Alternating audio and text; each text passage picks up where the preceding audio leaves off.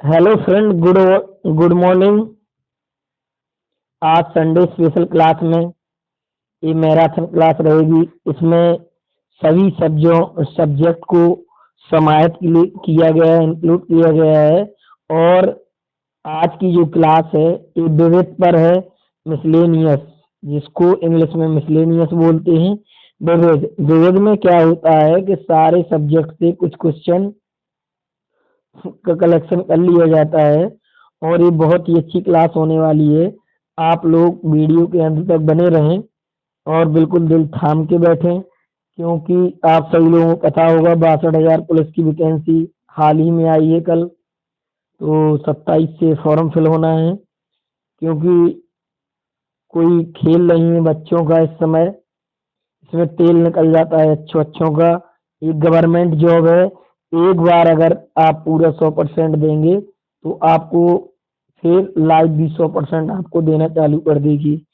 ठीक है। तो जब आंखों में अरमान लिया, मंजिल को अपना मान लिया, फिर मुश्किल क्या आसान क्या। जब ठान लिया तो ठान लिया, एक दिन होंगे कामयाब।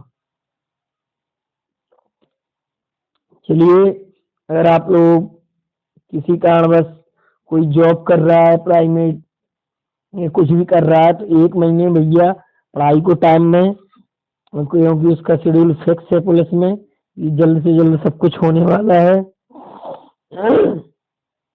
मेरा एक चैनल है पीएस एकेडमी ऑनलाइन प्लेटफॉर्म। तो आप लोग जहाँ भी हैं अपना मोबाइल को ऑन करके, डाटा ऑन करके आप लोग पीएस एकेडमी से जुड़ सकते हैं और कभी भी वीडियो देख सकते हैं प्ले लिस्ट में जाके। ठीक है, तो आज का सेशन हम लोग स्टार्ट करते हैं। ये सेशन पूरी क्लास कम से कम संडे स्पेशल में मैराथन क्लास है, 1 घंटे की रहेगी, जिसमें 35 पेज हैं और करीब 500 से लेकर 1000 क्वेश्चन, 1000 क्वेश्चन का संकलन है। ठीक है, तो आज ये हम लोग पूरे जोश के साथ सीरीज शुरू करते हैं मैराथन क्लास। चलिए, तो सबसे पहले हम लोग इंसान की मस्तिष्क, जो कि माइंड, ऊपर से शुरू करते हैं। मस्तिष्क के क्या प्रयोग हैं। जैसे मेडुला ओब्लांगेटा होता है, मस्तिष्क में एक पार्ट होता है। अगर इससे क्वेश्चन आया मेडुला मेडुला ओब्लांगेटा, तो मेडुला ओब्लांगेटा में क्या होता है, श्वास, हृदय स्पंदन, नींद नींद जागना और प्रेरक अधिगम, ये सारी क्रियाएं कहाँ चलती रहती हैं, मेडुला ओब्लांगेटा। देखो, मैं चाहूँ तो इस वीडियो को और डिटेल कर दूं, ऐच्छिक क्रिया अनैच्छिक क्रिया हृदय में होती है। बट मैं इसलिए नहीं करूंगा इसको डिटेल में कि अगर डिटेल में जैसी खींचता हूँ, डिटेल करता हूँ, तो फिर वीडियो लंबा हो जाता है। ठीक है, टू द पॉइंट बात करेंगे। 1000 क्वेश्चन तो वैसे ही में आपको मिल जाएंगे। ठीक है।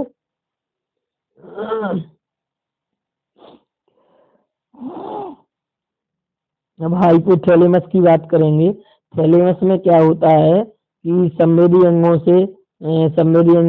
संवेदी जानकारी प्रसाद करने के लिए उत्तरदायी होता है हाइपोथैलेमस।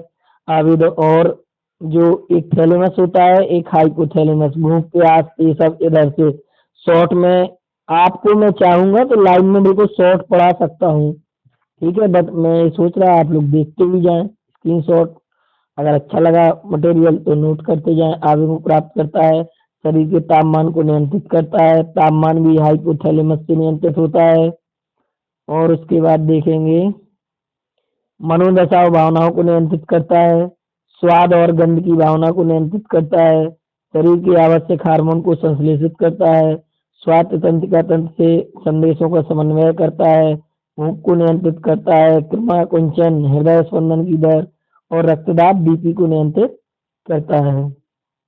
ये थे इतने सारे कार्य इसके। चलिए, अब हाइपोथैलेमस की जब हम बात करेंगे तो इसमें क्या होगा कि आकार में हाइपोथैलेमस लगभग एक बादाम के आकार जैसा होता है। यह मानव मस्तिष्क के केंद्र में मौजूद है।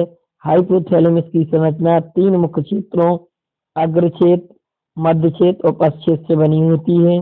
अब जो की पॉइंट लगाए गए हैं, कहाँ से क्वेश्चन बन सकते हैं, तो हाइपोथैलेमस जो होता है वो प्यासी। हाइपोथैलेमस के मुख्य कार्य क्या है, शरीर के आंतरिक संतुलन को बनाए रखना, अंतःस्रावी तंत्र का तंत्र को जोड़ता है, प्रसाव, संवेग, निंद्रा चक्र, शरीर के तरल पदार्थ को संतुलित करना, एकदम थ्रोआउट क्लास चलेगी। इसमें मेन चीज है भूख प्यास नियंत्रण, ब्लड प्रेशर, हृदय गति, हाइपोथैलेमस द्वारा स्रावित hormone, corticotropin releasing hormone, gonadotropin releasing hormone और थायरोट्रोपिन रिलीजिंग हार्मोन, ये हाइपोथैलेमस से होता है। ठीक है, आप लोगों को बस एक नजर डालते जाना है और इसमें पूरा क्वेश्चन, क्योंकि ये विविध में बना हुआ है। अब हम लोगों को देखो तुरंत दूसरा टॉपिक मिल गया कि शिक्षा के अधिकार को 86 में संविधान संशोधन अधिनियम 2000 द्वारा 2002, अगर आप लोगों को संविधान संशोधन, प्रमुख संविधान संशोधन वाला वीडियो देखना हो तो उसमें सारे संशोधन बताए गए हैं, मैंने चैनल पे अपलोड कर दिया है, आप प्लेलिस्ट में जाके देख लें। शिक्षा के अधिकार को 86 में संविधान संशोधन अधिनियम 2002 द्वारा मौलिक अधिकार बनाया गया, शिक्षा का अधिकार। ठीक है, इसे 86 में संविधान संशोधन अधिनियम, यहाँ से क्वेश्चन बनता है इसलिए इसको इंक्लूड किया गया है। वह जो अनुच्छेद 21 से जोड़ा गया, जो यह घोषणा करता है कि राज्य 6 से 14 वर्ष की आयु के सभी बच्चों को निःशुल्क और अनुवाद शिक्षा प्रदान करेगा। इसमें प्रारंभिक शिक्षा को मौलिक अधिकार बना दिया, लेकिन उच्च शिक्षा को और पेशेवर शिक्षा को नहीं। अब इसके पॉइंट देख लेते हैं, इंपोर्टेंट पॉइंट क्या है। इसके कार्यान्वयन के लिए संसद ने 2009 में बच्चों को निःशुल्क और अनुवाद शिक्षा का अधिकार अधिनियम पारित किया। इस अधिनियम को बच्चों को निःशुल्क और अनुवाद शिक्षा अधिनियम के रूप में भी जाना जाता है, क्योंकि इसके प्रावधान के कारण प्राथमिक विद्यालयों में न्यूनतम मानदंडों को निर्दिष्ट करने वाले 6 से 14 वर्ष के बीच के प्रत्येक बच्चे को का मौलिक अधिकार है। भारत की संसद का आईटी राइट कहता है, अधिनियम 4 अगस्त 2009 को अधिनियम पारित किया गया, 1 अप्रैल 2002 से लागू हुआ है। ठीक है, चलिए अब देखिए इसमें कितना अच्छा कलेक्शन मैं आप लोगों के लिए लेके आया हूँ कि एक पेज में सिर्फ एक ही पॉइंट चल रहा है, बाकी पॉइंट चेंज हो जा रहा है। क्वेश्चन कहाँ कहाँ से, अब बताइए 35 पेज हैं तो कितने ज्यादा क्वेश्चन आप लोगों को आने की चाह। जैसे अंतर्राष्ट्रीय महिला दिवस हर साल 8 मार्च को मनाया जाता है। कितने मार्च को? 8 मार्च को। 22 मार्च को जल दिवस और 22 मार्च को पृथ्वी दिवस। ठीक है, तो याद रखना है आप लोगों को। 1977 में संयुक्त राष्ट्र द्वारा इसकी आधिकारिक घोषणा की गई। यह वर्ष के महत्वपूर्ण दिनों में से एक है। महिलाओं की उपलब्धियों का जश्न मनाएं, महिलाओं को समानता के बारे में जागरूकता बढ़ाएं, तकनीक महिलाओं नवाचार का जश्न मनाएं, खेलों में महिलाओं के लिए समानता की सराहना करें। मिताली राज बहुत अच्छी क्रिकेटर है। सब स्वास्थ्य संबंधी खेलों पर महिलाओं को शिक्षित करें, दुनिया भर में महिला से। अब क्या है एडिशनल इंफॉर्मेशन, 3 रंग हैं जो महिला अंतर्राष्ट्रीय महिला दिवस के प्रतीक है। एक तो रंग है बैगनी, क्योंकि झंडे के भी तिरंगे की भी थी मैंने। बैगनी क्या है? न्याय और प्रतिष्ठा का प्रतीक है। किसका प्रतीक है? न्याय और प्रतिष्ठा का प्रतीक। हरा रंग आशा का प्रतीक है, एक आशा वो मेडिकल में होती है। सफेद शुद्धता का प्रतीक है। ठीक है, 3 रंग है अंतर्राष्ट्रीय महिला के। ये वाला टॉपिक पूरा होता हुआ, चलिए अब न्यू टॉपिक की बात करेंगे, क्योंकि इसमें विविध है। विविध का मतलब सभी चीजों को समाहित किया गया एक ही वीडियो में आप लोगों के लिए। एग्जाम नजदीक है, बस आप लोगों को एक बार देख के जाना है कलेक्शन, या खट हो जाएगा। विश्व रेड क्रॉस दिवस, जिसे विश्व रेड क्रॉस या रेड क्रिसेंट दिवस के रूप में मनाया जाता है। अगर क्वेश्चन घुमा के आया विश्व रेड क्रॉस दिवस, विश्व रेड क्रॉस या रेड क्रिसेंट दिवस के रूप में दिवस कब मनाया जाता है? 8 मई को। और 31 मई को विश्व तम्बाकू निषेध दिवस भी मनाया जाता है। ये हाईलाइटेड बता रहे हैं मई के। यह दिन शेष आदमी हेनरी डुनेंट के जन्मदिन के उपलक्ष्य में मनाया जाता है, जिन्होंने 1883 में जिनेवा स्विट्जरलैंड रेड क्रॉस की अंतर्राष्ट्रीय समिति की स्थापना की। उनका जन्म 8 मई 1828 को हुआ था। उन्हें शांति का नोबेल पुरस्कार भी मिल चुका है। ठीक है, अब इसमें जो इम्पोर्टेंट पॉइंट हैं देखने लायक, वो उसकी हम लोग बात करेंगे। मई माह के कुछ महत्वपूर्ण दिन, देखो मैंने भी बताया था, बट मई के इधर भी इंक्लूड किए गए हैं। 1 मई को जो होता है अंतर्राष्ट्रीय मजदूर दिवस होता है। क्या होता है? अंतर्राष्ट्रीय मजदूर दिवस होता है। 2 मई को क्या होता है? विश्व हास्य दिवस होता है, विश्व ट्यूना दिवस। फिर स्वतंत्रता दिवस 3 मई को। 4 मई को विश्व क्षमा दिवस और 11 मई को राष्ट्रीय प्रौद्योगिकी दिवस। 12 मई को अंतर्राष्ट्रीय नर्स दिवस और मेरी तरफ से 31 मई को अंतर्राष्ट्रीय 31 मई को विश्व तंबाकू निषेध दिवस।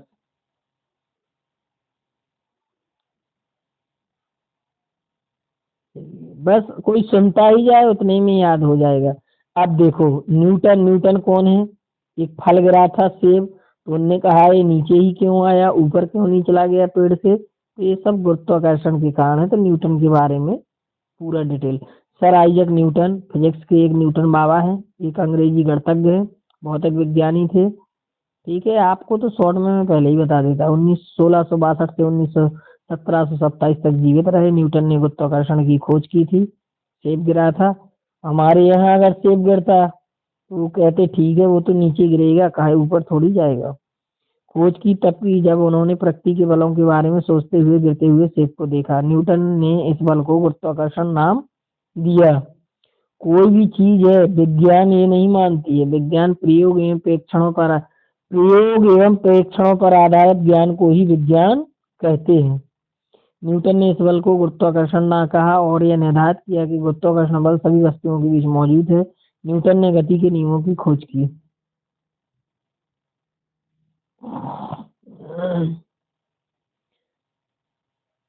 अब देखो भैया, नियम है कुछ फिजिक्स में आर्यभट्ट के, केपलर के। आर्यभट्ट प्राचीन भारत के गुप्त युग के अस्तित्व में थे, जहाँ पाल प्राचीन भूमि के बहुसंख्यक शासक थे। आर्यभट्ट सबसे प्रसिद्ध प्राचीन भारतीय व्यक्तियों में से एक हैं और उन्हें शून्य की अवधारणा के आविष्कार के लिए जाना जाता है। उनका जन्म 476 ईस्वी में हुआ और मृत्यु 550 ईस्वी में। उन्हें अन्य प्रसिद्ध कार्यों में पहले दशमलव, देखो एक काम करते हैं, पूरी थ्योरी ना पढ़ा करें, आप लोग देख लिया करें। मेन इंपॉर्टेंट पॉइंट फैक्ट निकाल के, क्लीन निकाल के देना है आप लोगों को। पहले 10 दशमलव स्थानों का नामकरण। हाँ, एक चीज और मैं बता दूं कि इसका पार्ट 1 है ये। पार्ट 2 में 500 क्वेश्चन, इसमें 500 क्वेश्चन, उसमें पार्ट 2 में भी एक वीडियो आएगा बेस पर। और यूपी पुलिस के लिए काफी अच्छे क्वेश्चनों को कलेक्शन किया जाएगा नोट से, और बारी बारी से वीडियो दिया जाएगा डे बाय डे। उनके भी अन्य प्रसिद्ध कार्यों में पहले 10 दशमलव स्थानों का नामकरण और वर्ग और घन जोड़ों को प्राप्त करने के लिए एल्गोरिथम खोजना शामिल है। ठीक है, इतनी चीजें इन्होंने खोजी हैं। अब क्या है केपलर के नियम? केपलर के नियम क्या है? जोहान्स केपलर, इनका पूरा नाम था जोहान्स केपलर। एक जर्मन गणितज्ञ थे। और केपलर कौन थे? एक खगोल शास्त्री भी थे, एक अच्छे खगोल शास्त्री थे, जिन्होंने यह पता लगाया कि पृथ्वी और ग्रह सूर्य के चारों ओर अंडाकार कक्षाओं में घूमते हैं। मतलब जो पृथ्वी है और ग्रह है, पृथ्वी और ग्रह, आप लोग सोचते होंगे कि सूर्य घूमता है, सूर्य एक जगह स्थिर है, पृथ्वी उसके चारों ओर चक्कर लगाती है। उन्होंने ग्रह की गति के 3 मूलभूत नियम दिए थे। अब देखते हैं कौन कौन से। उन्होंने प्रकाश की और ज्यामिति में भी महत्वपूर्ण कार्य किया। चलिए, निकोलस कोपरनिकर एक खगोल शास्त्री थे, जिन्होंने एक सूर्य केंद्रित प्रणाली का प्रस्ताव रखा था कि ग्रह सूर्य के चारों ओर परिक्रमा करते हैं। वह एक पोलिश खगोल शास्त्री हैं, जिन्होंने इस सिद्धांत का को सामने रखा कि सूर्य ब्रह्मांड के केंद्र में। कोपरनिकस ने 1532 में अपनी पुस्तक, ये पुस्तक जरूर याद रखना कोपरनिकस की, ये अपनी पुस्तक डी रिवोल्यूशन ऑर्बियम को एलेस्टियम on the revolution of the heavenly spaces को की पहली लिखित हस्तलिखित प्रति समाप्त की। इसमें कोपरनिकस ने स्थापित किया कि ग्रह पृथ्वी के बजाय सूर्य की ही परिक्रमा करते हैं। उन्होंने सौरमंडल के नमूने और ग्रह के मार्गों की खोज की।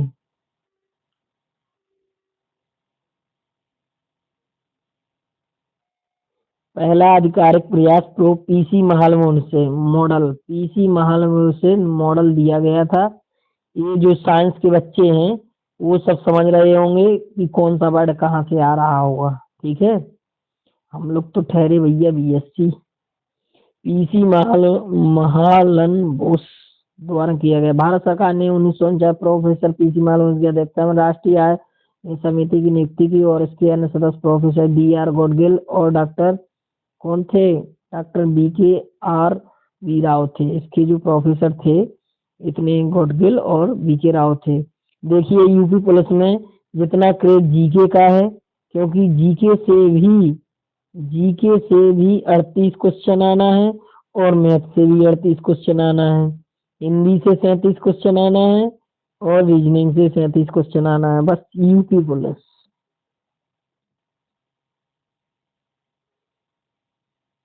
इस समिति की पहली रिपोर्ट 1951 में प्रस्तुत की गई, जिसके अनुसार 1948-49 के लिए भारत की राष्ट्रीय आय, हाँ भैया भारत की राष्ट्रीय आय, देखो सबसे पहले पृथ्वी आय किसने दी थी? दादा भाई नौरोजी ने दी थी। क्वेश्चन टर्न ले गया, मोड़ ले गया। भारत की राष्ट्रीय आय सर्वप्रथम आंकी गई थी पीसी महालनोबिस मॉडल द्वारा, 8,710 करोड़ रुपए थी। और पृथ्वी आय कितनी थी? 225 रुपए। ये आप लोगों को याद रखना है। अब एडिशनल इंफॉर्मेशन, अतिरिक्त जैसे एडिशनल एसपी होता है, एडिशनल जज होता है, तो अतिरिक्त जो इंफॉर्मेशन है वो बताने चाह रहा हूँ। एडिशनल इंफॉर्मेशन, 1955 से राष्ट्रीय आय का अनुमान केंद्रीय सांख्यिकी संगठन, हाँ भैया अब चेंज हुआ। पीसी पहले पीसी महालनोबिस मॉडल आया, फिर उसके बाद 1955 में क्या हुआ? राष्ट्रीय आय का अनुमान केंद्रीय सांख्यिकी संगठन, इसको इंग्लिश में बोलेंगे CSO, सेंट्रल स्टेटिकल ऑर्गेनाइजेशन। ठीक है, ये लिखा नहीं है, ये हम अपना बता रहे हैं अनुभव। ठीक है, सब बता रहे हैं। CSO का full form central statistical organisation, कई बार SSC में क्वेश्चन आ चुका है, रेलवे में। इसे 3 क्षेत्रों में बांटा गया है। इसके प्राथमिक क्षेत्र में कृषि वानिकी, खनन उत्खनन शामिल है। द्वितीय क्षेत्र में विनिर्माण, विद्युत उत्पादन, गैस और पानी की आपूर्ति, उत्पादन गैस और पानी की आपूर्ति। तृतीय क्षेत्र, हाँ भैया ये प्राथमिक द्वितीय क्षेत्र जरूर आप लोगों को याद रखना है कि जो प्राथमिक क्षेत्र है उसमें कृषि वानिकी क्या होता है? सबसे पहले जमीन होती है, जमीन पे देखो भारत में 70% लोग कृषि पर निर्भर हैं, जो कि ग्रामीण जनसंख्या है, गांव में रहते हैं, कृषि वानिकी करते हैं, खनन करते हैं, कोई कोयला ढोने का काम कर रहा, कोई मुरम ढो रहा, उत्खनन शामिल है। अब पहले ये हो गया कृषि वानिकी, खनन होगा ये सब। अब जब खनन मतलब बालू आ रही है, गिट्टी आ रही है, खंडा आ रहे हैं, तो ये फर्स्ट में चला जाएगा। अब इसको याद रखने का समझा रहे हैं। अब सेकंड में क्या होगा कि जब बालू आएगी, ईंटा आएगा, तो विनिर्माण यानी मकान अकान बनेंगे, निर्माण होगा, विनिर्माण कच्चा माल होगा तो फैक्ट्री में जाएगा, विनिर्माण होगा, विद्युत उत्पादन। ठीक है, पानी जमीन पर रहता है, हम लोग क्या करने लगे? विद्युत उत्पादन करने लगे। टर्मिनल, गैस और पानी की आपूर्ति शामिल है। अब तृतीय क्षेत्र में क्या आ जाएगा? जब हम लोगों के पास ये सब फैसिलिटी रहेंगी तो हम लोगों को क्या करेंगे? तृतीयक में याद रखना है, यहाँ से क्वेश्चन बनता है, इसलिए मैं ज्यादा फोर्स करने की कोशिश कर रहा हूँ। तृतीय क्षेत्र में क्या होता है कि जब ये सब हो जाएंगे हम लोगों के पास, कि मकान बन जाएगा, खेती, तो हम लोग क्या है यातायात के साधन यानी परिवहन, घूमेंगे फिरेंगे, जाएंगे माल लेके, बाद मंडी आएंगे, परिवहन, संचार, व्यापार करेंगे। ठीक है, जो भी निकला तरबूजा खरबूजा खरीद की फसल, बैंकिंग, जब पैसा बढ़ेगा तो बैंक में डालेंगे, बीमा कराएंगे, सार्वजनिक प्रशासन, अब पुलिस आ गया, रक्षा आ गया, बाहरी व्यापार, तो ये तृतीय क्षेत्र में शामिल है। ठीक है, यहाँ से बहुत क्वेश्चन आता है, आप लोग याद रखेंगे। देखो मैंने पहले ही बता दिया था कि जो दादा भाई नौरोजी हैं, दादा भाई नौरोजी जिन्हें भारत का ग्रैंड ओल्ड मैन कहा जाता है, कुछ क्वेश्चन इतने हटीले होते हैं कि उनका आना फिक्स है, समझ लो। वो एक स्टार हैं कि वो क्वेश्चन आना ही आना है, मतलब आयोग को क्वेश्चन मजबूरी हो जाती डालने की। अगर आप लोग वो मिस कर देंगे तो आप लोग तुरंत सिलेक्शन से बाहर हो जाएंगे। दादा भाई नौरोजी, दादा भाई नौरोजी जिन्हें भारत का ग्रैंड ओल्ड मैन कहा जाता है, क्या कहा जाता है? एक तो उपनाम में भी एक क्वेश्चन आ जाता है।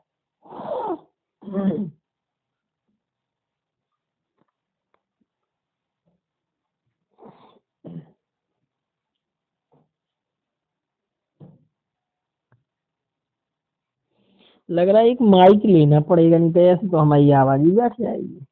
धीमे से बोल दिया करेंगे, उसमें तेज सुनाई दिया करेगा। दादा भाई नौरोजी जिन्हें भारत का ग्रैंड ओल्ड मैन कहा जाता था, इस क्षेत्र में अग्रणी थे। उन्हें 1876 में राष्ट्रीय आय का पहला अनुमान तैयार किया। उन्होंने पहले कृषि उत्पादन के मूल का आकलन करके और फिर गैर कृषि उत्पादन के रूप में एक निश्चित प्रतिशत जोड़कर राष्ट्रीय आय का अनुमान लगाया था। ठीक है, अब की पॉइंट देख लेते हैं। जो राष्ट्रीय आय का अनुमान लगाने में वैज्ञानिक प्रक्रिया अपनाने वाले पहले व्यक्ति 1931 में, ठीक है, अब एक वैज्ञानिक आ गए 1931 में, डॉक्टर B.K.R.V. राव थे। उन्होंने भारतीय अर्थव्यवस्था को दो भागों में विभाजित किया। उन्होंने कृषि क्षेत्र में राष्ट्रीय आय की गणना करने के लिए उत्पाद पद्धति अपनाई। मेन है दादा भाई नौरोजी वाली उत्पाद पद्धति। कारपोरेट क्षेत्र में राष्ट्रीय आय की गणना करने के लिए आय विधि का उपयोग किया। अंत में राष्ट्रीय आय प्राप्त करने के लिए विदेशों से अर्जित केवल आय को जोड़ा। बताओ, 10 पेज, ये 35 होना है। महाभारत लौकिक संस्कृत साहित्य की ऐतिहासिक घटना है। जो महाभारत है वो क्या है कि लौकिक संस्कृत साहित्य की ऐतिहासिक रचना है। हाँ, आप लोगों को एक चीज बता दूं कि जैसे ही 30 तारीख को छुट्टी मिलेगी, हो सकता है आपको डिजिटल बोर्ड पे वीडियो मिलने प्रारंभ हो जाएंगे, तो सही रहेगा।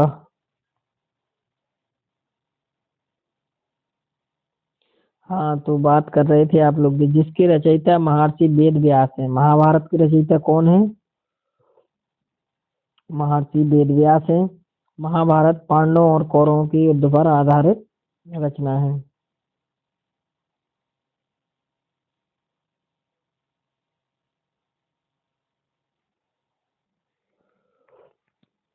जिसके रचयिता महर्षि वेद व्यास है। थोड़ी चाय आ गई है, आप लोग भी चाय पी लो।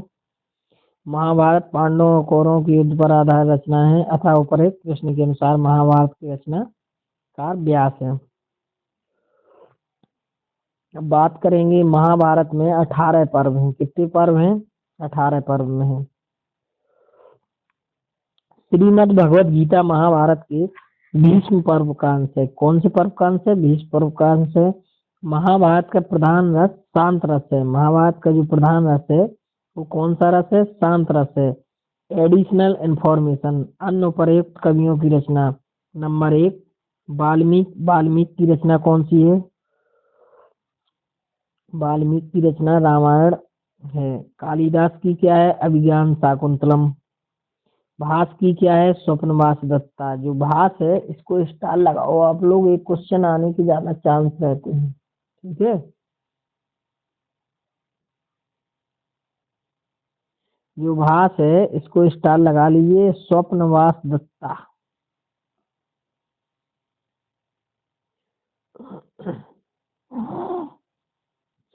चलिए देखिए, ऐसी पीडीएफ, इतना अच्छा कलेक्शन आप लोगों के लिए प्रोवाइड किया गया है कि तुरंत टॉपिक चेंज हो जा रहा है। ठीक है,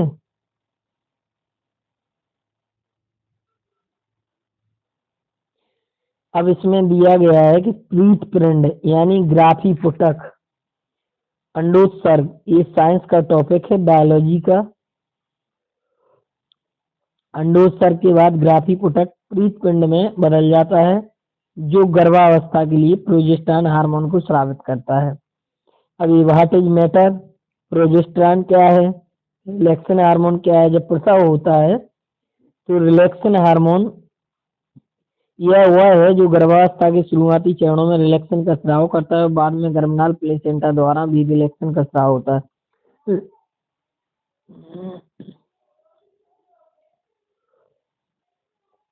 गर्भस्थ शिशु भ्रूण से बनने वाला एक अजन्मा बच्चा है। गर्भावस्था के 10 सप्ताह के बाद भ्रूण को जन्म तक गर्भस्थ शिशु के रूप में जाना जाता है।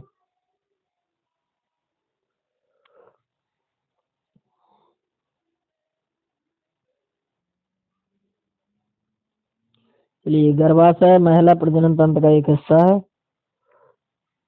निषेचन अंड को प्राप्त करने की गर्भाशय की अवस्था मोड़ी हो जाती है। निषेचन होता है तो निषेचित अंड गर्भाशय में अंतःरोपण से हो जाता है। अगर निषेचन नहीं होता है तो गर्भाशय स्तनक धर्म के मेंस्ट्रुअल साइकिल धर्म के रूप में निष्पादित हो जाता है। विकल्प 2 ग्राफिक पुटिका एक परिपक्व डिम्ब पुटक है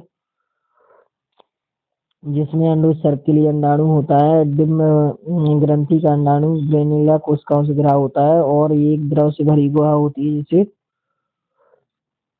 ग्रह के नाम से जाना जाता है। ये सब बायोलॉजी की क्वेश्चन है जबरदस्त। रिलैक्सन एक प्रोटीन हार्मोन है। रिलैक्सन क्या है? एक प्रोटीन हार्मोन है। सभी एंजाइम क्या होते हैं? प्रोटीन होते हैं। रिलैक्सन एक प्रोटीन हार्मोन है जो गर्भावस्था में महत्वपूर्ण भूमिका निभाता है। पीत पिंड द्वारा गर्भवती और गर्भवती महिलाओं में स्रावित होता है। पश्चात गर्भावस्था के दौरान रिलैक्सन की सांद्रता सबसे अधिक होती है। प्रसव करने में आसानी होती है। श्रोणि क्षेत्र को आराम देता है। प्रसव के समय शरीर के प्रसव को तैयार करने के लिए गर्भावस्था ग्रीवा को चौड़ा करता है। ठीक है, इसका मूल मूल था मोटो। बर्थोलिन ग्रंथियां क्या होता है कि बर्थोलिन ग्रंथियां होती हैं। बर्थोलिन ग्रंथियां अधिक प्रधान ग्रंथियों ग्रेटर वेस्टिबुलर ग्रंथियों के रूप में जानी जाती हैं। पुरुषों में बल्बो यूरेथ्रल ग्रंथियों के समरूप 2 मटर के आकार की ग्रंथियां होती हैं जो योनि के द्वार के थोड़ा पास और पीछे स्थित होती हैं। गर्भाशय ग्रीवा गर्भाशय एक संकीर्ण गर्भाशय ग्रीवा के माध्यम से योनि में खुलता है। बहुत डीपली बायोलॉजी वाले क्वेश्चन है। ये सब आप लोग पढ़ लेना। बृहद प्रकोष्ठ, लघु प्रकोष्ठ। चलिए, देखो जो चीज पहले बता दिया है वही चीज को यहाँ पे बताया गया है कि रिलैक्सन हार्मोन जन्म के दौरान गर्भाशय की ग्रीवा को आराम देने में मदद करता है। प्रोजेस्टेरॉन क्या है? प्रोजेस्टेरॉन एक टेस्टोस्टेरॉन होता है जो मेल में होता है। प्रोजेस्टेरॉन होता है फीमेल में। यह एक मादा हार्मोन है जो अंडाशय द्वारा स्रावित होता है। पीसीएस में कई बार क्वेश्चन आ चुका है। एस्ट्रोजन और एंड्रोजन। एस्ट्रो एंड्रो एस्ट्रोजन के साथ मासिक धर्म चक्र को भी नियमित करने में मदद करता है। महिला को गर्भावस्था को भी बनाए रखता है। गोनेडोट्रोपिक हार्मोन, इसको शॉर्ट में GTP, gonadotropic जीटीएच, gonadotropic hormone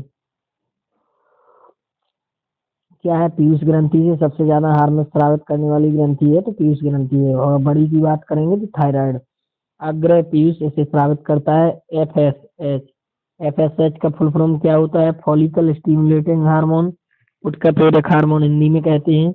LH luteinizing hormone gonadotropin है।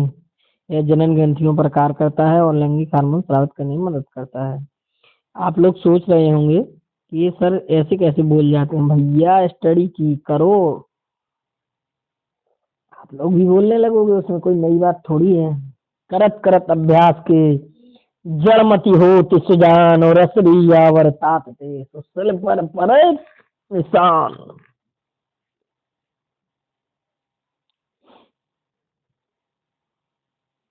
ठीक है, मादा गौण लैंगिक लक्षण होने के बाद ये सब एस्ट्रोजन मादा हार्मोन है। स्तनधारी मादा, इसमें क्या है कि हम लोगों को जो मेन है वो हम लोगों को देखना है। इसमें पूरा बायोलॉजी डिटेल में बता दिया है। चलिए, टॉपिक चेंज हो गया है, हम लोग इसको कवर करते हैं। चाय भी खत्म हो चुकी है। चलिए, भारत दुनिया में कपास का सबसे बड़ा उत्पादक है। ठीक है, अब कपास क्या है? वही पेड़। उत्पादक और कपास का सबसे बड़ा उपभोक्ता है। यहीं सबसे ज्यादा ठंडी लगती है भारत में। भारत हर साल लगभग 10 मिलियन टन कपास का उत्पादन करता है जो दुनिया की कपास का 23% है। जबकि मिस्र के कपास को दुनिया में सबसे अच्छी गुणवत्ता लंबे समय तक प्रधान कपास के रूप में स्वीकार किया जाता है। सालाना 35,000 मीट्रिक टन। अब भैया टन कितने का होता है? जब 100 क्विंटल हो जाता है तो उसको एक टन बोलते हैं। जब भी आप लोगों ने देखा होगा सीमेंट मिंट का ठेला आता है यानी ट्रक आता है तो वो लोग बोलते हैं भैया 10 टन उतार दो, 5 टन उतार दो। तो 100 अगर कुंटल हो जाए, सॉरी 10 कुंटल का 1 टन होता है। ठीक है, मीट्रिक टन उत्पादन करने वाला चीन दुनिया के सबसे बड़े कपास उत्पादों में से एक है। क्या चीन के कपास उद्योग में 10 मिलियन, अब मिलियन कितना होता है? 10 लाख लोग कार्यरत हैं। संयंत्र का उत्पादन करने वाले, ये सब मैथ में मैं बताऊंगा एक दिन पूरा सब बोर्ड पे। आज व्हाइट बोर्ड पे बताते हैं यार, संडे स्पेशल। 24 प्रांतों में 300 मिलियन लोग इसके उत्पादन में शामिल है। चीन बीटी बीटी बीटी वो सबसे अच्छी कपास उगाता है जो एक आनुवंशिक रूप से संशोधित फसल है। व्यावसायिक उत्पादन भी किया जाता है। कपास एक उष्णकटिबंधीय कपास की, देखो गौर करने वाली बात यह है कि कपास एक उष्णकटिबंधीय और उपोष्ण कटिबंधीय फसल है। उष्णकटिबंधीय और उपोष्ण कटिबंधीय अर्ध शुष्क क्षेत्रों में उगाई जाती है। इसकी वृद्धि के लिए उच्च तापमान की जरूरत है, तेज धूप की आवश्यकता होती है। ठीक है, यहाँ नहीं होगी, ये सिर्फ उसी साइड होगी, यहाँ उष्णकटिबंधीय जलवायु होगी। आप लोग अगर कमेंट करेंगे तो आप लोगों के लिए आज मैप वेस्ट 1 घंटे या 2 घंटे की क्लास रखेंगे, उसमें पूरे मैप के बारे में आप लोगों को बताएंगे। आप लोग देखते जाना वीडियो मैप से रिलेटेड, तो उसमें बताएंगे मैप कैसे देखा जाता है, कहाँ कौन सा शहर है। जैसे कोई क्वेश्चन उठता है तो आप लोग सीधा माइंड वहीं ले जाइएगा गैस करने के लिए कि हाँ भैया यहाँ पे ये था। संयुक्त राज्य अमेरिका दुनिया भर में, अब एक चीज और इधर, आयात और निर्यात क्या है? एक आयात होता है, दूसरा निर्यात होता है। अब पढ़ते तो सभी हैं, भूल जाते हैं। चलो आज हम ट्रिक बता देते हैं आयात और निर्यात की। ठीक है, आयात, आयात और निर्यात। आ से आए, आया, आया मतलब जो हमारे यहाँ आ रहा है वो आयात। ठीक है, इम्पोर्ट, इंग्लिश में इम्पोर्ट बोलते हैं आयात को, इम्पोर्ट, और निर्यात को एक्सपोर्ट। तो इंग्लिश में तो समझ में आ रहा है कि एक्सपोर्ट यानी जा रहा है, आयात आना। जो चीज हमारे भारत में आ रही है उसको आयात बोलते हैं, और जो चीज जा रही है उसको निर्यात बोलते। नहीं, आगत निर्गत।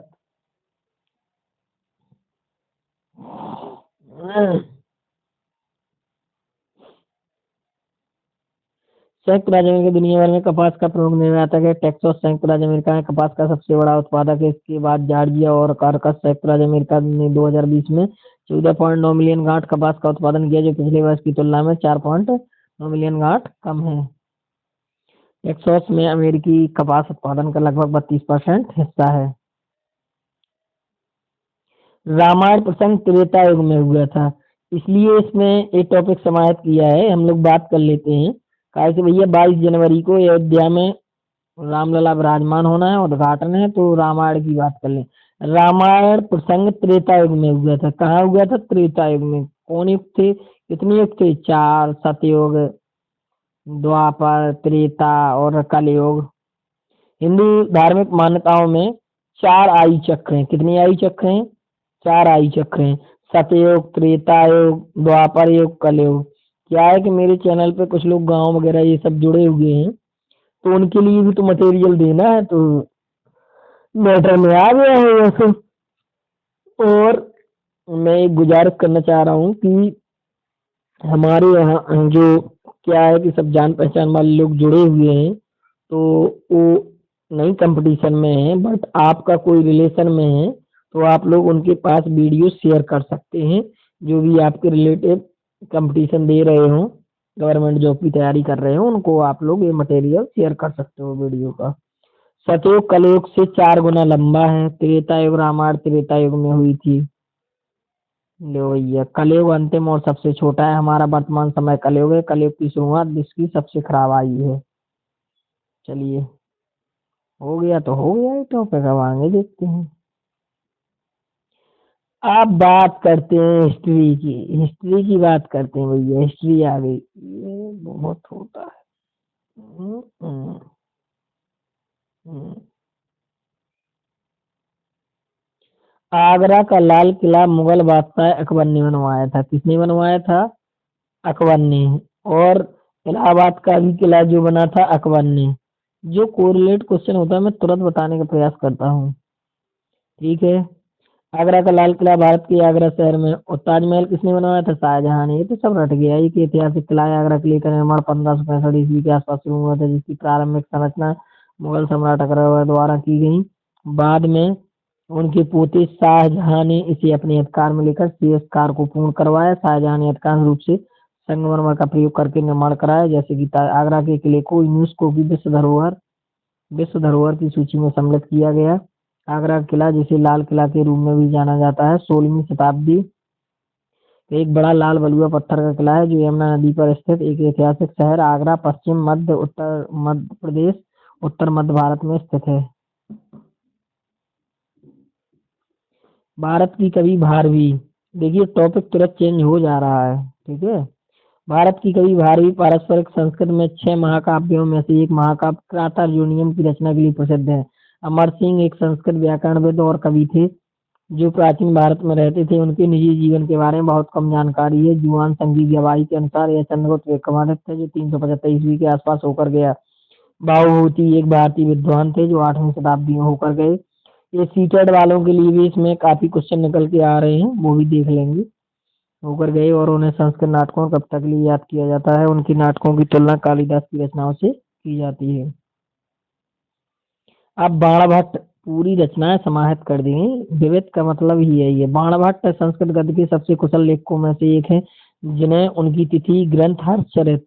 बाणभट्ट की एक सबसे प्रसिद्ध रचना है हर्षचरित, ठीक है। बाणभट्ट भारत के संस्कृत लेखक थे जो हर्षवर्धन के दरबारी कवि थे। किसके दरबारी कवि थे? हर्षवर्धन। हर्षवर्धन से हर्षचरित सीधा कोरिलेट करके आप लोग याद रख सकते हैं। हर्षवर्धन की जीवनी जो उन्होंने लिखी उसे हर्षचरित के नाम से जाना जाता है। बाणभट्ट का पहला ऐतिहासिक कार्य हर्षचरित है। उन्होंने राजा हर्षवर्धन के दरबार में स्थान कवि के रूप में कार्य किया, जिन्हें उत्तर भारत में स्थान विश्वर से और बाद में कन्नौज से 606 और 647 ईस्वी तक शासन किया। पुस्तक हर्षचरित के लेखक बाणभट्ट हैं। हर्षचरित राजा हर्षवर्धन की जीवनी है। बाणभट्ट राजा हर्ष के दरबारी कवि थे। संस्कृत साहित्य के महान संरक्षकों में से एक थे। बाणभट्ट विश्व के सबसे पुराने उपन्यास कादम्बरी के लेखक हैं। चलिए फिर से टॉपिक चेंज हो गया है। चौ या छऊ एक अर्थशास्त्रीय भारतीय नृत्य है जिसे उड़ीसा, झारखंड और पश्चिम बंगाल के लोग शामिल हैं। इसको क्यों इतना इम्पोर्टेंस दिया गया, स्टार लगा लें, क्योंकि इसमें क्या हुआ कि देखो उड़ीसा है, झारखंड है, पश्चिम बंगाल के लोग शामिल हैं। हाँ एक क्वेश्चन और आता है भारतीय तटरेखा वाला राज्य, सो 9 है ऐसे क्वेश्चन। अब मैं एक काम कर रहा हूँ, एक सीरीज चला रहा हूँ जो बहुत इम्पोर्टेंट क्वेश्चन होगा, जो करीब 8 या 9 एग्जाम में आ चुका है, उसको मैं जरूर आप लोगों के समक्ष रखूंगा, ठीक है। बस आप लोग दिल से जुड़े रहें। छाऊ नृत्य भारत में जनजातीय नृत्य का एक लोकप्रिय रूप है जो मार्शल आर्ट के तत्वों को अपने आंदोलनों में शामिल करता है। इस नृत्य रूप में 3 उप प्रकार हैं। कौन कौन से देख लेते हैं। पुलिया छऊ, मयूरगंज छऊ, सरायकेला। तीनों के बीच अंतर उनके मूल क्षेत्रों पर निर्भर करता है।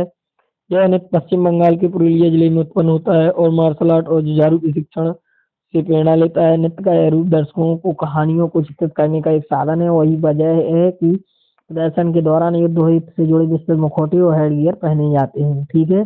कौन सा नृत्य? चौ या छऊ। अब सही उत्तर नागालैंड है।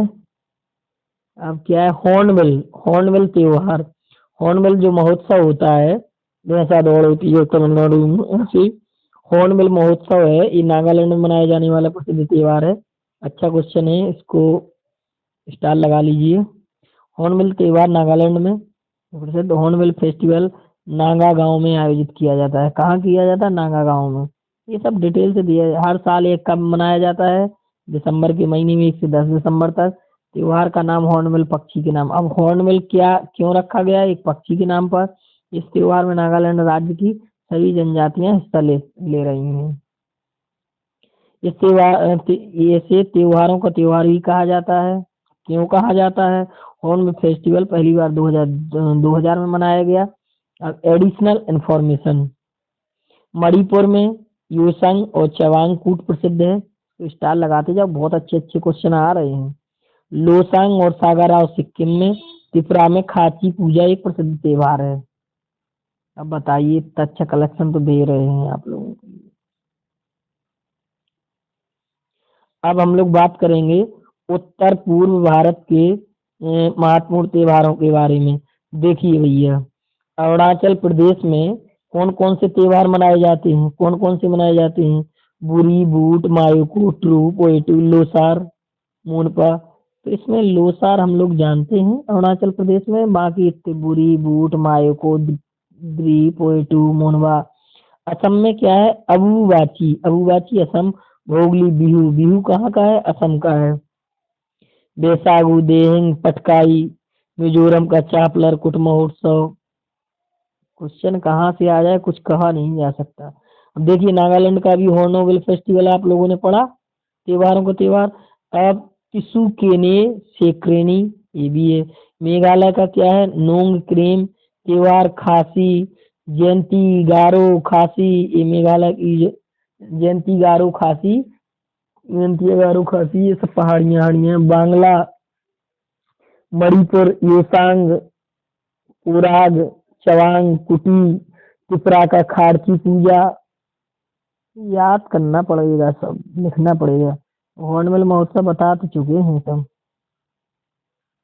हॉर्नबिल उत्सव हर साल 1 से 10 दिसंबर के बीच नागालैंड में मनाया जाता है। ये त्योहार कोहिमा जिले के अंतर्गत नागा विरासत गांव किसान नागा आंदोलन भी हुआ था। किसान एक मंच पर नागाओं की शब्द सांस्कृतिक परंपराओं को बताया। इस उत्सव नागालैंड की सभी जनजातियां हिस्सा लेती हैं। हॉर्नबिल उत्सव का नाम विश्व स्तर पर सम्मानित पक्षी हॉर्नबिल के नाम पर रखा गया है, जिसे राज्य की अधिकांश जनजातियों में लोक कथाओं में प्रदर्शित किया जाता है।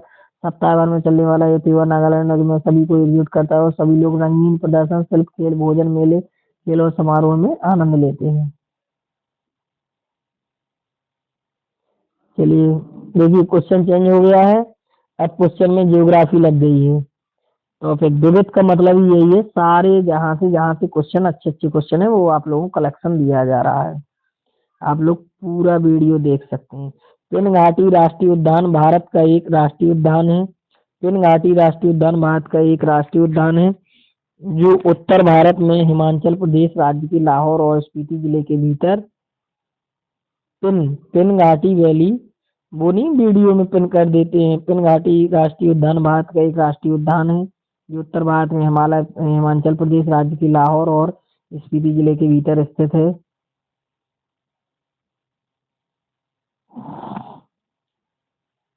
बर्फ से ढके हुए कठिन रास्तों और ढलानों के साथ उद्यान कई प्रकार के लुप्तप्राय जानवरों के लिए एक प्राकृतिक निवास स्थान है, जिसमें हिम तेंदुआ और साइबर साइज।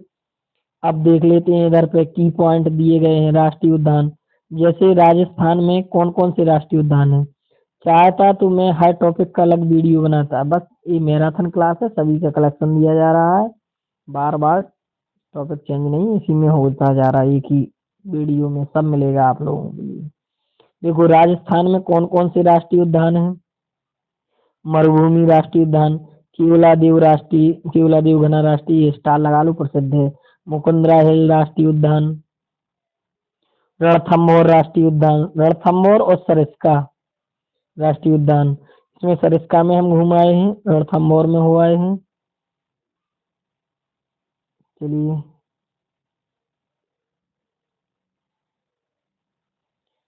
अब देखो भैया एक क्वेश्चन आ गया है नृत्य से रिलेटेड। कथक, वे मूल रूप से उत्तर भारत उत्तर प्रदेश में कथावाचकों की एक जाति थे जो मंदिरों में आगृत अभिनय करते थे, गीतों का गायन करते थे। कथक एक नृत्य है। यह सब कथा संस्कृत शब्द से लिया गया है। 16वीं 17वीं शताब्दी में भक्ति आंदोलन के दौरान भारत में इस नृत्य का प्रसार हुआ। अन्य प्रसिद्ध कथक, देखो अन्य प्रसिद्ध कथक जो है कथक नृत्य कलाकार बिरजू महाराज, लच्छू महाराज, शंभू महाराज, शोभना नारायण। बिरजू, लच्छू और शंभू महाराज याद रखो, बेड़ा पार करो महाराज रो। अब आ गई सितारा देवी। चलो भैया सितारा देवी को देखते हैं। ये वह एक प्रसिद्ध भारतीय कथक नृत्यांगना थी। बोलते नहीं भैया आज कथक प्रोग्राम है, डांडिया ज्यादा होने लगा।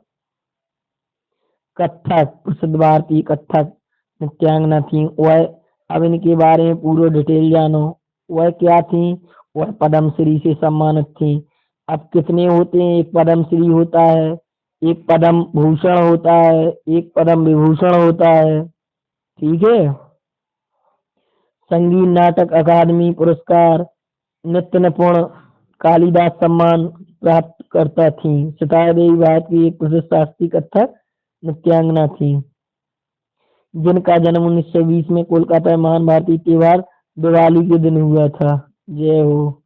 क्योंकि वह दिवाली के दिन पैदा हुई थी इसलिए उनका नाम धनलक्ष्मी जिनका उपनाम धन्नो है, वाह धन्नो, ये रखा गया है। वह वाराणसी के ब्राह्मण परिवार से ताल्लुक रखती थी।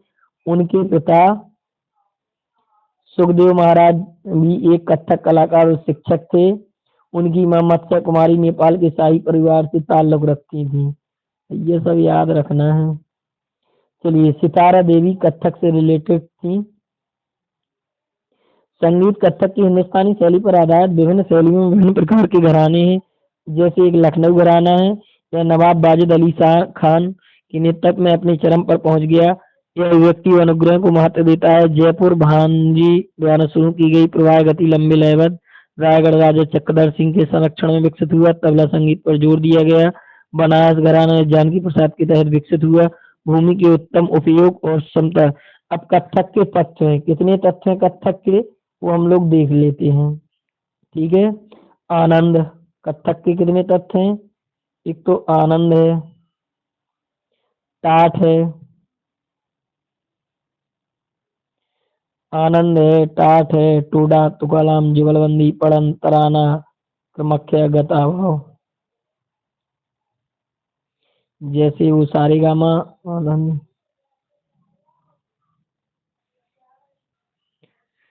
चलिए, pin valley national park Bharat का एक राष्ट्रीय उद्यान है जो हिमाचल प्रदेश राज्य के लाहौर और स्पीति जिले के केंद्र में जिले के भीतर स्थित है। पिन वैली हिमाचल प्रदेश के लाहौर और स्पीति जिले के भीतर स्थित है। हिमाचल प्रदेश में राष्ट्रीय उद्यानों की सूची। राष्ट्रीय उद्यान की ट्रैक क्या है? सिंबल बड़ा राष्ट्रीय उद्यान सिम्बा, ग्रेट हिमालयन राष्ट्रीय उद्यान ग्रेट हिमालय, पिन घाटी राष्ट्रीय उद्यान घाटी, इंद्रकिला राष्ट्रीय उद्यान इंदर, खीरगंगा राष्ट्रीय उद्यान खीर।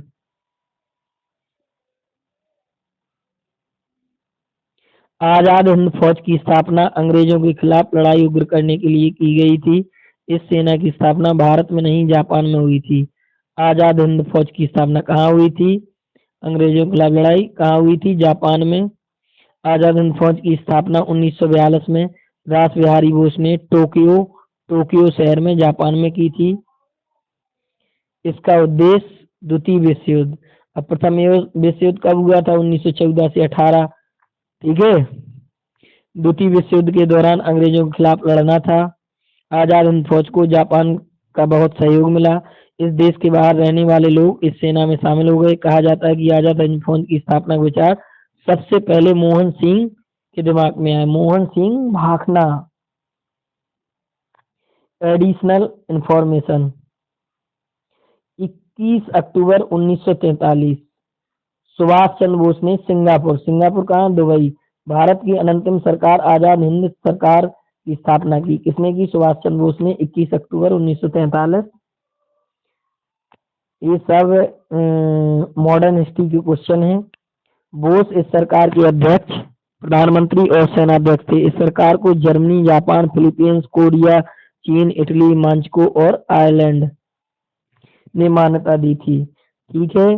तो ये 50 मिनट में मैंने विविध के 35 पेज का पूरा कलेक्शन पीडीएफ का आप लोगों को प्रोवाइड किया और बहुत ही अच्छे तरीके से सारे क्वेश्चन डिटेल में समझाए। हो सके जितने ज़्यादा से ज़्यादा क्वेश्चन आपके एग्जाम में फंस जाएं, आप लोग सभी देख लें। ठीक है। तो जय हिंद दोस्तों। आप लोगों को इस पीएस एकेडमी भाई प्रदीप सर के माध्यम से आप लोगों को पर डे 2 से 3 वीडियो मिल रहे हैं। ठीक है। तब तक के लिए चलिए, आप लोग कहे होंगे कि फोटो नहीं दिखाए हैं सर। देखिए, ठंडी में आप लोगों के लिए कंटिन्यू वीडियो रख रहे हैं। ठीक है। तो जय हिंद साथियों, और आप लोग इसी तरह मेरा साथ देते रहे, मैं आपका साथ। ठीक है। तब तक के लिए जय हिंद, ऑल द बेस्ट। मिलते हैं नेक्स्ट वीडियो में।